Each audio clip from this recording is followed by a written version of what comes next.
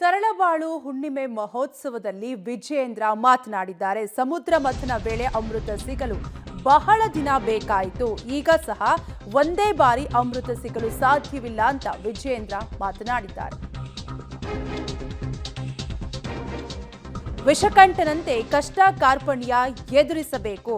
ಕಷ್ಟಗಳನ್ನ ನುಂಗಿದಾಗ ಮಾತ್ರ ರಾಜಕಾರಣದಲ್ಲಿ ಯಶಸ್ಸು ಸಾಧಿಸಲು ಸಾಧ್ಯ. ಬಿಜೆಪಿಯಲ್ಲಿನ ವಿರೋಧಿ ಬಣಕ್ಕೆ ವಿಜಯೇಂದ್ರ ಪರೋಕ್ಷವಾಗಿ ಟಾಂಗ್ ನೀಡಿದ್ದು, ಈ ವೇಳೆ ವೇದಿಕೆ ಮೇಲಿದ್ದ ವಿರೋಧಿ ಬಣದ ಬಿಪಿ ಹರೀಶ್ ಜೊತೆಗೆ ಚಿತ್ರದುರ್ಗ ತಾಲೂಕಿನ ಭರಮಸಾಗರದಲ್ಲಿ ಈ ಕಾರ್ಯಕ್ರಮ ನಡೆದಿದ್ದು, ಒಟ್ಟಾರೆಯಾಗಿ ತರಳಬಾಳು ಹುಣ್ಣಿಮೆ ಮಹೋತ್ಸವದಲ್ಲಿ ವಿಜಯೇಂದ್ರ ಮಾತನಾಡಿದ್ದು, ಬಿಜೆಪಿಯಲ್ಲಿನ ವಿರೋಧಿ ಬಣಕ್ಕೆ ವಿಜಯೇಂದ್ರ ಪರೋಕ್ಷವಾಗಿ ಟಾಂಗ್ ಕೊಟ್ಟಿದ್ದಾರೆ.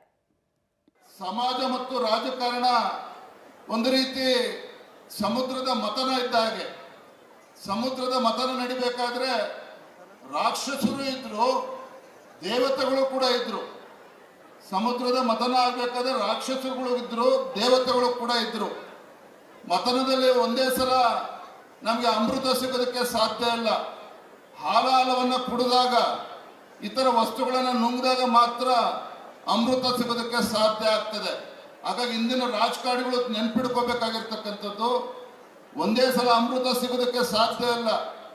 ವಿಷಕಂಠನಂತೆ ಎಲ್ಲ ಕಷ್ಟ ಕಾರ್ಪಣ್ಯಗಳನ್ನು ನುಂಗಿಕೊಂಡು ನಮ್ಮ ಸ್ವಹಿತಾಸಕ್ತಿ ದೃಷ್ಟಿಯಿಂದ ಅಲ್ಲ, ಸಮಾಜದ ದೃಷ್ಟಿಯಿಂದ, ಈ ನಾಡಿನ ಹಿತದೃಷ್ಟಿಯಿಂದ ಎಲ್ಲ ಕಷ್ಟ ಕಾರ್ಪಣ್ಯಗಳನ್ನು ನುಂಗಿಕೊಂಡು ಮುಂದೆ ನುಗ್ಗಿದಾಗ ಮಾತ್ರ ನಾವು ಯಶಸ್ವಿಯಾಗಿ ರಾಜಕಾರಣದಲ್ಲಿ ಮುಂದೆ ಬರೋದಕ್ಕೆ ಸಾಧ್ಯ ಆಗ್ತದೆ.